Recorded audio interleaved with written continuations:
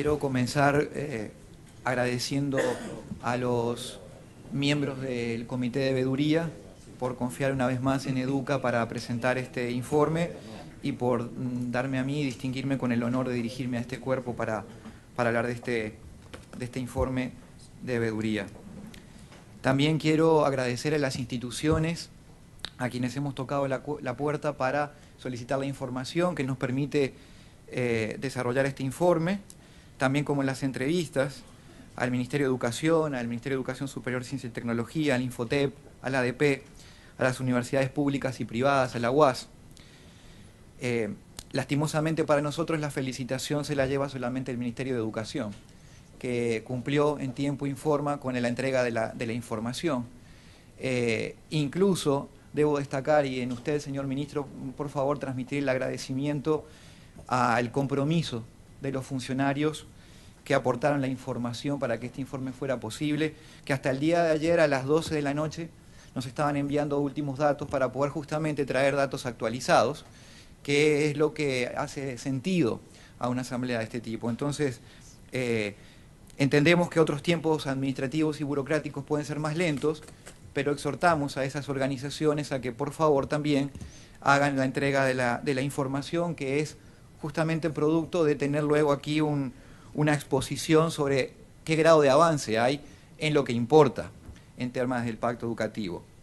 Y esto va de la mano con la filosofía de la veeduría, que tanto en el propio pacto, en el compromiso 9.2, como en el reglamento en su artículo 10 y 12, que establecen la estructura de quienes participan en la veeduría, que por cierto está pendiente la renovación de las organizaciones de este mecanismo, y que tal vez quede para la próxima plenaria y que debiera ser un punto ineludible, Monseñor, para la siguiente asamblea, de renovar la composición de este comité.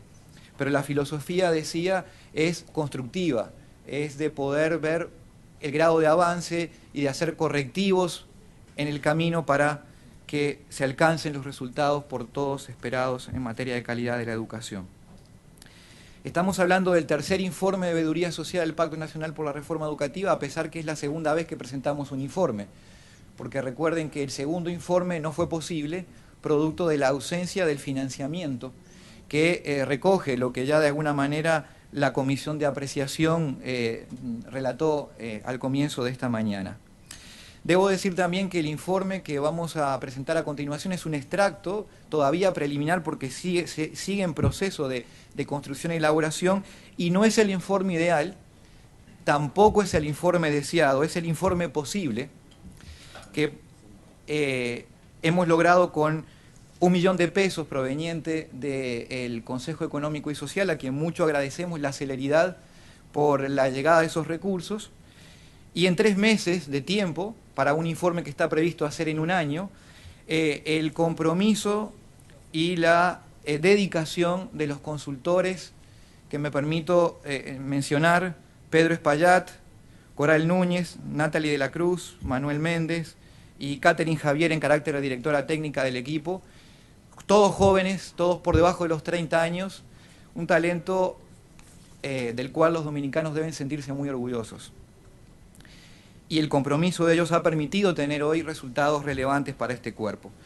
Decía que el informe deseado no es posible porque el informe deseado, producto de un plan de veeduría que tenemos listo y elaborado, tiene un costo de 12.600.000 pesos al año, lo que equivale al 7 por cada 100.000 pesos del presupuesto del Ministerio de Educación, aun cuando reconocemos que el Ministerio de Educación no debiera ser la única fuente que financiara este informe de veeduría, porque a veces se olvida que el Pacto Nacional por la Reforma Educativa involucra a todos los actores de la función educativa, pública y privada, y por tanto todos debieran tributar al financiamiento de un mecanismo que tiene por objeto garantizar el cumplimiento de los compromisos. El informe que vamos a dejar ahora, como les decía, es un extracto. El informe ya hoy tiene 120 páginas, es muy completo, ustedes van a ir viendo detalles y alguna selección, por eso pido algunos minutos adicionales si me paso de los 20, y estarán recibiendo la versión final antes de que el año culmine, y obviamente cualquier comentario, sugerencia que los miembros de este cuerpo quieran hacer al equipo responsable del comité de veeduría, a cualquiera de nuestras organizaciones miembros o directamente con Educa, pueden hacernos llegar sus sugerencias. Entrando en materia, nos hemos propuesto una estructura de 3 capítulos para este informe de veeduría. El primero, revisar en qué medida se dio seguimiento y cumplimiento a las recomendaciones derivadas del primer informe que hicimos. Un segundo capítulo, mirar generalmente el pacto, es decir, cómo los compromisos fueron o no siendo cumplidos de manera cuantitativa con la información que el Ministerio de Economía, Planificación y Desarrollo entrega. Y el tercer capítulo responde a la filosofía que adoptó el Comité de Veeduría para los informes, es decir, como el pacto educativo, ustedes saben, tiene prácticamente 120 compromisos, es imposible realizar un informe a profundidad de esa magnitud. Por lo tanto, hemos escogido los grandes temas. El primer informe se concentró en la primera infancia. Este informe se está concentrando en el factor, a nuestro juicio, medular del proceso de enseñanza-aprendizaje, que es las políticas docentes. En cuanto a las recomendaciones que se hizo en el primer informe, se habían realizado 7 recomendaciones para el fortalecimiento de los mecanismos de monitoreo del propio comité de veeduría y 15 recomendaciones para el cumplimiento de los compromisos asociados con la primera infancia. Desde entonces, desde 2016 a la fecha, vemos que, por ejemplo, dentro de las recomendaciones para el fortalecimiento de estos mecanismos, 2 de las que se hicieron fueron implementadas, 2 están en ejecución, 3 no han sido iniciadas. De las 15 recomendaciones realizadas para el cumplimiento de los logros hacia la primera infancia, también 2 están implementadas, 8 en ejecución y 5 no han sido iniciadas. No voy a detenerme en todas ellas porque sería demasiado extenso y ustedes van a tener esta presentación. Voy a elegir una dentro de las que no están implementadas para el fortalecimiento de los mecanismos de monitoreo y evaluación, que tiene que ver con, por ejemplo, establecer las condiciones para que las denuncias sobre el incumplimiento de los compromisos sean procesadas de forma oportuna. Esto está en el reglamento, en el artículo 10, literal A, y aún no hay un mecanismo para que las denuncias se puedan procesar y que el pacto salga del claustro de estas aulas o de estos espacios donde se reúnen las organizaciones firmantes. Es importante lograr que el pacto se haga carne en la propia comunidad educativa y para eso tener claros canales de comunicación y, en este caso, canales para presentar denuncias a los compromisos es relevante. Y podemos mencionar también algunas de las recomendaciones que no han sido implementadas para el sector de la primera infancia. Elijo una. Hace falta conocer la calidad, cantidad y tipología de la educación de este nivel, de 0 a 5 años, privada, por ejemplo. Eso está en el compromiso 3.1.2 del pacto y no fue todavía cumplido. Puedo seguir con alguna más, por ejemplo, que nos parece también muy relevante. En la medida que la primera infancia es el espacio más importante para la formación futura, presente y futura de los niños y niñas, evidentemente la profesionalización del personal docente que la atiende es clave. Integrar el personal docente contratado por el INAIPI y las estancias infantiles al sistema de la carrera docente es un tema pendiente y eso se está reflejando en el compromiso del pacto 5.2.1. El informe que van a recibir tiene mucho más detalles sobre esto. En cuanto a la mirada general del pacto, podemos decir, y esto es tal vez previo a la presentación del informe de mis colegas del MEPID que me antecedieron, que el 40% de los compromisos permanecen sin indicadores, o permanecían sin indicadores, debiéramos revisar. Ahí hay algunos ejemplos. El 33%, los compromisos no tenían actividades o no tienen también las metas, que era una de las recomendaciones que se hacía desde el informe anterior. Tener metas, tener responsabilidad, tener un horizonte temporal que permite ir visualizando el grado de cumplimiento en el tiempo. Y solo 21% de los compromisos tiene una ficha técnica completa que permite entender la metodología del cálculo y reconstruirla. Eso también creemos que puede ser interesante. Repito, esta es la versión previa a el informe que acaban de entregar nuestros colegas del MEPID, porque refiere sobre todo al informe presentado en la asamblea del mes de abril. Entonces, entrando en materia de la veeduría, los compromisos de política docente.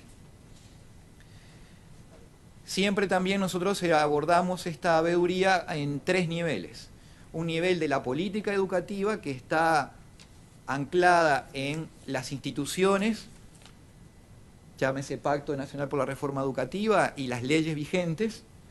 Un nivel estratégico que tiene que ver con la calidad de la planificación, la eficacia y la pertinencia de las acciones, pero sobre todo en el nivel operativo, cuál es el nivel de logro de los objetivos y el impacto y satisfacción que pueden o no tener en los beneficiarios.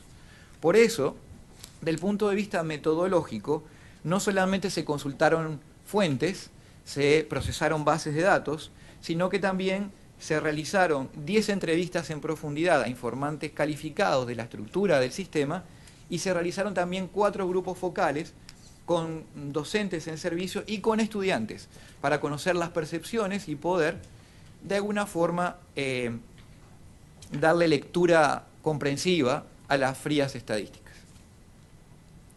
Las dimensiones de políticas docentes están estructuradas en función de estas 6 dimensiones.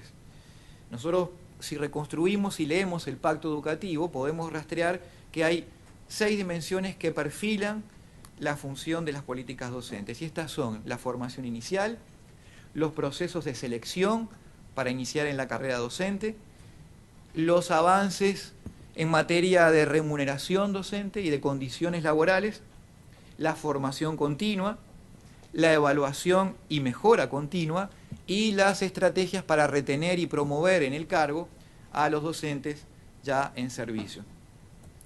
Por razones de tiempo, no voy a poder entrar en los 26 compromisos que refieren a esta política docente. Vamos a simplemente arbitrariamente seleccionar algunos de ellos en honor al tiempo de todos ustedes. Pero allí lo podemos nosotros también estructurar los compromisos en función de las dimensiones. Hemos determinado que hay, por ejemplo, 10 compromisos de formación inicial y 5 compromisos de evaluación y mejora continua. Este conjunto hace a los 26 compromisos de política docente. Comencemos entonces por la formación inicial. La formación inicial es, tal vez, de las dimensiones docentes, la de mayor nivel de avance. Porque de los indicadores, que recuerdo son 10 que están allí presentes, la gran mayoría están en una situación de desarrollo acelerado y en la dirección correcta de lo que establece el pacto. Por ejemplo, en la formación de directores y líderes. Por ejemplo, en atraer talento para la docencia. En el proceso de inducción docente que ha merecido el reconocimiento no solamente dentro del país, sino a nivel internacional. Y tal vez la dimensión que permanece con rezago es el que tiene que ver con el fortalecimiento de la práctica docente, un elemento fundamental a la hora de pensar en la calidad de la formación inicial. Lo podemos ver más en desarrollo en estos apartados. Por ejemplo, la formación de líderes directores cuenta ya con una escuela de directores que graduó a más de 2.300 directores en materia de gestión y liderazgo, lo que representa el 30% de todos los directores del país, y recientemente, en el día de ayer, en la sesión extraordinaria del Consejo Nacional de Educación, el señor ministro anunció un relanzamiento para las próximas semanas de esta escuela de directores, producto y como consecuencia de la evaluación de desempeño docente.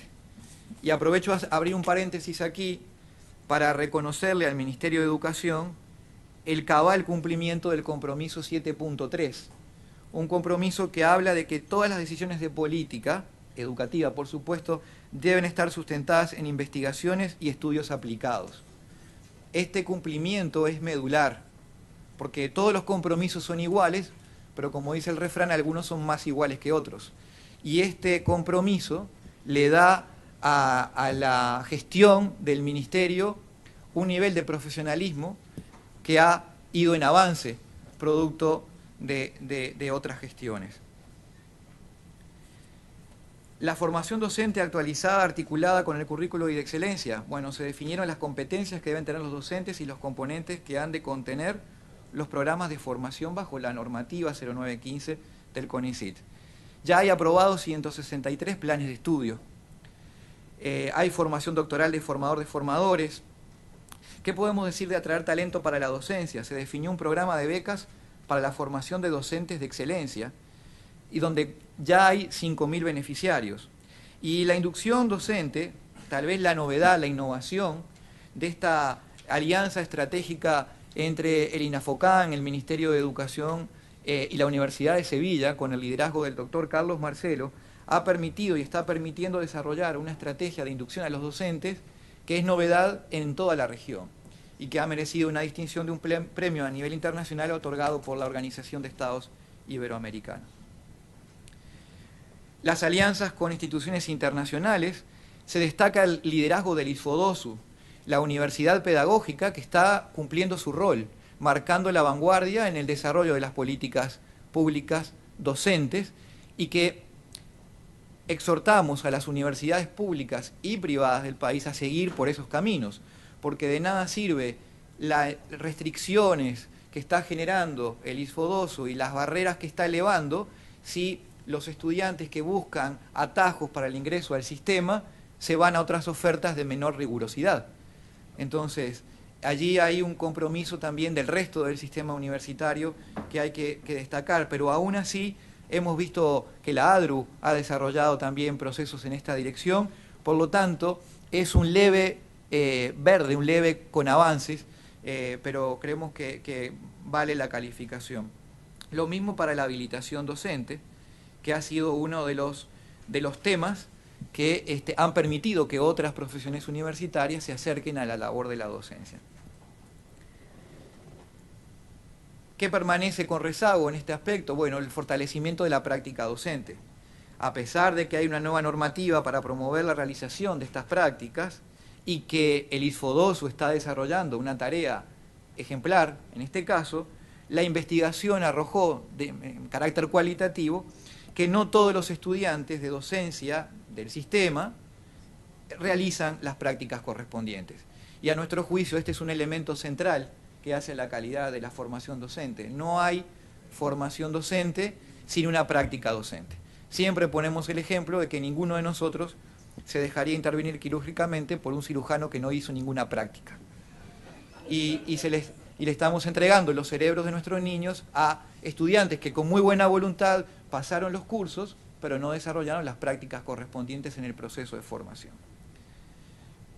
En cuanto a la selección, aquí destacamos 3 compromisos: las pruebas de ingreso a los programas de formación docente inicial, el ingreso a la carrera docente por concurso, allí ven las referencias, ambos con avances, y queda allí un tema con rezago que aún no se ha podido resolver en su totalidad, que es crear un registro de docentes sustitutos, que es un tema endémico y que a pesar de los esfuerzos que el Ministerio está haciendo, permanece en una cultura institucional y que ya lo vamos a ver ahora más adelante. En cuanto a las pruebas de ingreso, se cuenta con pruebas de orientación y medición y aptitud académica para el ingreso a la formación docente. Ahora el porcentaje de aprobados ha bajado del 59% al 46%. De alguna manera se está viendo que hay un mayor nivel de exigencia. El ingreso a la carrera docente se ha realizado concursos de oposición de manera continua y de carácter obligatorio para ingresar a la carrera docente. Para ingresar a la carrera docente se ha respetado de la evaluación que hemos hecho y de la investigación los procesos establecidos en la ley, a no confundir con otros procesos que no son de ingreso a la carrera docente y que permanecen o que significan un avance dentro de alguien que ya está en la carrera docente, como por ejemplo técnicos distritales o regionales, que no ingresan a la carrera docente, sino que aspiran dentro de ya su estructura a ascender. Crear un registro de maestros sustitutos, decimos que aquí hay todavía para mejorar, hay rezagos. El Ministerio declara que hay, bueno, procesos en marcha, que se está terminando para avanzar en un proceso de generar una política nacional de suplencias profesional y un banco de elegibles, pero en la práctica muchos de los docentes consultados siguen diciendo que, por ejemplo, un docente en mi escuela, hay una lista de maestros desempleados y la escuela los llama y nosotros de nuestro bolsillo le pagamos por día 500 pesos. Entonces esto tiene un problema hacia la calidad docente, hacia la calidad del resultado de los aprendizajes y elementos que tal vez el Ministerio a nivel central no puede detectar y que por eso la importancia de que el pacto se traslade a cada comunidad educativa para poder informar este elemento. En cuanto a la remuneración, aquí elegimos dos compromisos, dignificar las pensiones docentes y acciones para retener a los mejores docentes en el aula. Aquí hay un tema importante, dignificar las pensiones docentes se ha venido haciendo de manera sistemática. Ahí pueden ver en el gráfico cómo año tras año, sobre todo desde la aplicación del 4% de la educación, se ha ido incrementando. Hay un 33% de crecimiento de la pensión promedio de 2012 a 2017 y en 2014 y en 2016 se registran aumentos generales de un 10% en las pensiones docentes. Esto sin comentar que también han avanzado los pensionados y que se ha acelerado el proceso de tramitación de la jubilación para favorecer y mejorar el clima laboral, que eso también es parte de las condiciones laborales de los docentes. En cuanto a la remuneración, ¿qué se está haciendo para retener a los mejores docentes en aula? Desde 2016 se cuenta con una propuesta para implementar categorías de puestos docentes que motiven la promoción horizontal y que no alejen al docente del aula.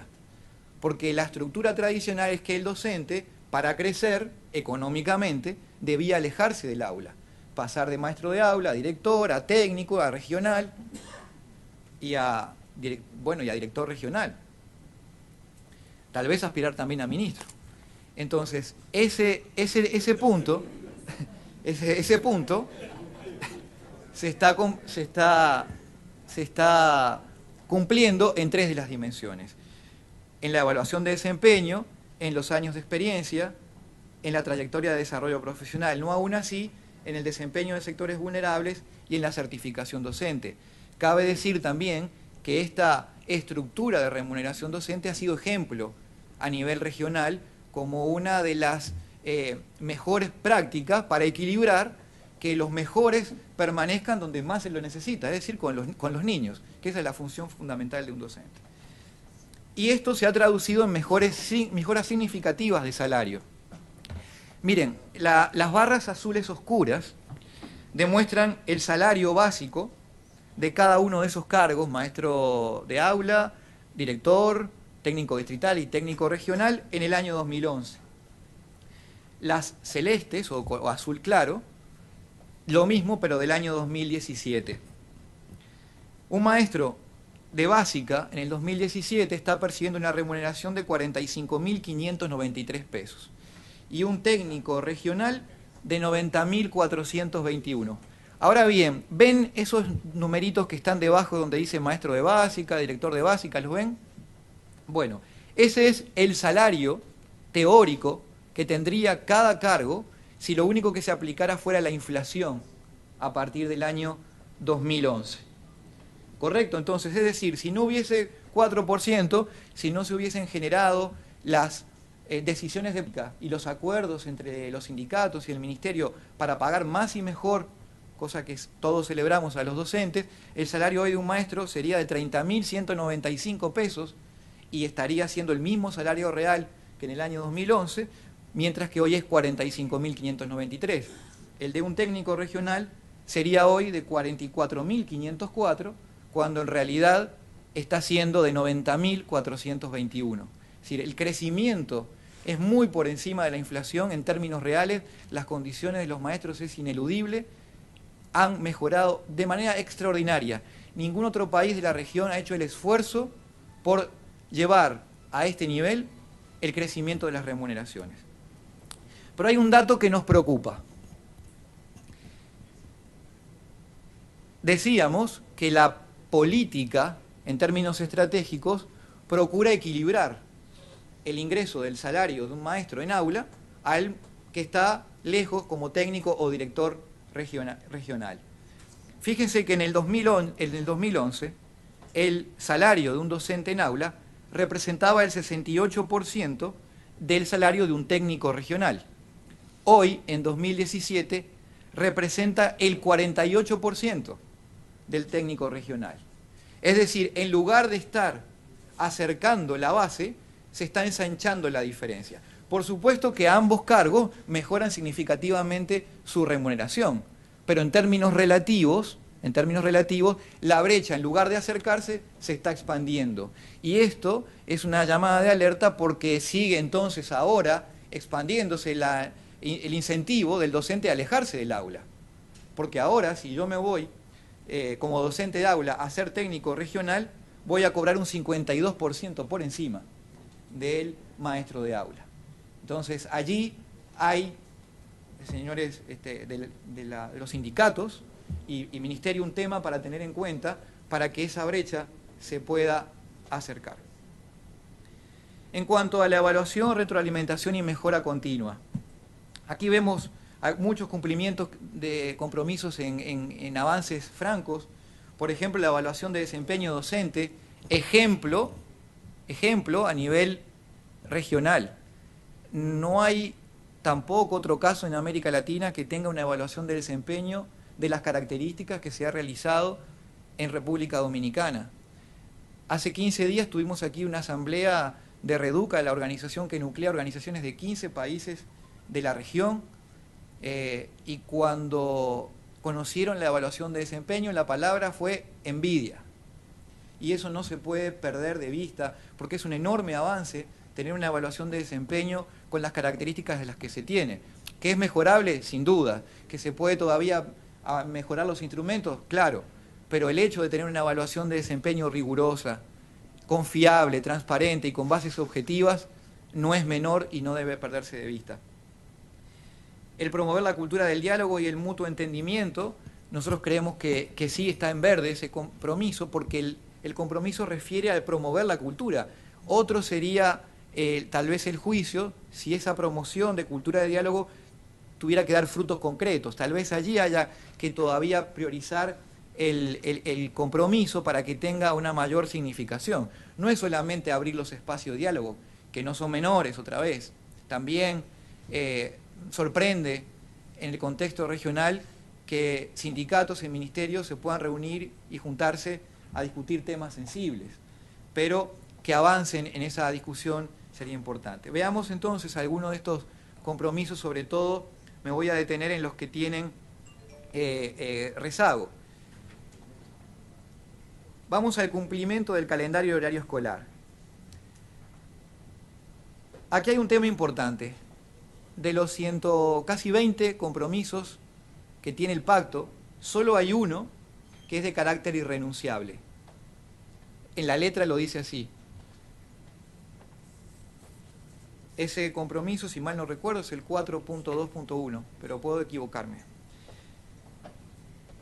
Fíjense que efectivamente, desde la entrada en vigencia del 4% a la educación, se ha mejorado significativamente la cantidad de días laborados y se ha reducido la cantidad de días perdidos. Pero preocupa que el año 2017-2018, que acaba de concluir, o sea, que está todavía que acaba de concluir como calendario escolar, el promedio nacional de clases perdidas fue de 24. Y que distritos como el 0205 de San Juan Este haya exhibido 65 días de pérdida de clases. Y que el distrito 0601 de José Contreras haya tenido solo 4 días de clases perdidas. O sea, la brecha es muy amplia. Entonces los niños no pueden aprender de igual manera. Y esto tiene una traducción concreta. Fíjense que en el calendario escolar 2016-2017 se perdieron 19 días. Prácticamente 1 de cada 5 días se estaba perdiendo. Eso representó para el Ministerio de Educación, para el sistema, una pérdida de casi 8.000 millones de pesos por clases que se dejaron de dar. Pero 23 distritos tenían más de 20 días o 20 días sin dar clases efectivamente. la situación se agrava para 2017-2018. No pasamos de 19 días, no, pasamos a 23 días. El costo de esa pérdida de clases ya está cercano a los 10.000 millones de pesos. Y lo más grave es que en 70 distritos registran 20 días o más perdidos. Nosotros en el Comité de Veeduría, y es un consenso de todas las organizaciones que lo conformamos, queremos exhortar a los sindicatos de la educación sin perjuicio de cumplir con el derecho legítimo al reclamo de sus condiciones laborales o de sus situaciones como gremio, a no afectar el derecho de todos los niños y niñas y adolescentes a recibir una educación de calidad. Creemos que hay estrategias para compatibilizar y asegurar el cumplimiento de ambos derechos que reconocemos y celebramos como Comité de Veeduría, pero que es muy importante que ese derecho genuino de los sindicatos no afecte el normal cumplimiento del calendario escolar, porque afecta a los que no tienen voz, a los niños, niñas y adolescentes que estudian en las escuelas públicas, no en las privadas. Entonces, además de esto, hay un proceso de inequidad de este resultado que afecta a los que menos tienen. Y esto es importante hacerlo consciente porque estamos seguros de que no es la voluntad del sindicato, de ninguno de los sindicatos. Pero hay que buscar estrategias diferentes, fuera de horario escolar, en jornadas que no tienen que ver con el calendario escolar. Y en eso todas las organizaciones que conformamos el Comité de Veeduría estamos dispuestos y extendemos la mano para contribuir al desarrollo de esas estrategias alternativas. Bueno, en cuanto a la evaluación, retroalimentación y mejora continua, evaluar periódicamente el desarrollo e impacto de los programas implementados es uno de los aspectos positivos también. Creo que no me voy a detener en esto, eso es un aspecto que el INAFOCAN, el MESID vienen trabajando de manera muy profesional en el desarrollo de estos programas. Hay 23 programas formativos y 41 evaluaciones que el INAFOCAN ha desarrollado. Todavía creemos que hay espacio para mejorar el impacto de todos esos programas, pero son ajustes. Los cambios en esto también refieren a un rompimiento de la cultura. No olvidemos que hay un nuevo currículum y que hay una nueva estrategia de formación situada en la escuela. Y esto es una nueva cultura. Entonces, también eso somos conscientes de que merece un tiempo para dar mejores resultados. En retención y promoción, a ver, ¿qué podemos decir de la retención y promoción? Bueno, que las condiciones laborales de los educadores han mejorado, que se están creando, por ejemplo, en la jornada escolar extendida, también mejores condiciones para el trabajo y para la planificación de los docentes. Ayer en el Consejo Nacional de Educación veíamos la importancia que tiene la planificación en el desempeño de los profesores y cómo allí estaba realmente uno de los talones de Aquiles. Creemos que con eso tenemos una buena aproximación, muy sucinta, muy extraída, porque para cada uno de los 26 compromisos hay un análisis detallado como el que pudieron ustedes ver allí. Yo creo que las recomendaciones se las vamos a dejar para que ustedes las puedan leer con detenimiento y hacernos las sugerencias que crean conveniente, porque quiero destinar los últimos minutos a hablar del plan anual de la veeduría. Agradecemos la recomendación que hace el comité de apreciación o el equipo de apreciación de integrar con la IDEC estos procesos. No olvidemos que la IDEC refiere únicamente a los compromisos relacionados con el Ministerio de Educación, con la formación preuniversitaria y tal vez docente, algunas dimensiones. Pero el pacto es mucho más amplio. El pacto aborda a toda la función educativa del Estado y al ofrecimiento de la misma tanto a actores públicos como privados. Entonces, es importante que se tome conciencia de la importancia de financiar esta estrategia para que haya una unidad de investigación y veeduría y que el equipo no tenga que trabajar en jornadas de 18 horas por día y fines de semana para lograr en 3 meses hacer un informe que se debiera tomar todo un año, para que el sistema de información fuera más interactivo y que, como por allí se mencionaba, pudiéramos tener una aplicación web, por ejemplo, que permitiera a cualquier ciudadano consultar en tiempo real cuál es el estado de situación del indicador, porque la información está, simplemente es que no está organizada para un fácil acceso. Hay un tema esencial de este componente 2, que es una estrategia de comunicación doble vía. El pacto se firmó en el 2014 y nucleó y actuaron muchos actores y se movilizó la sociedad, pero eso ya quedó en la memoria de muchos actores a nivel local. Es necesario llevarlo a las aulas, a la comunidad educativa, y para eso una estrategia de comunicación hay que implementarla y tiene costos. Eso no se hace sin recursos. Y luego, una vez que este informe de veeduría entrega recomendaciones, debe tener la garantía para que esas puedan seguirse monitoreando, no solamente entregar la recomendación. Y creemos que ese es un plan mínimo que cuesta tan solo 12.600.000 pesos, que es, repito, el 7 por cada 100.000 pesos del presupuesto del Ministerio de Educación, y que otra vez también insisto, no debiera ser el único actor que financie eso. El sector privado, las universidades, el propio sindicato, debieran contribuir y tributar a que se tuviera un verdadero componente de veeduría para que fuera más efectiva y para que fuera garante de la calidad de la educación, que es el objetivo no solo del Comité de Veeduría, sino del Pacto por la Reforma Educativa. Muchas gracias.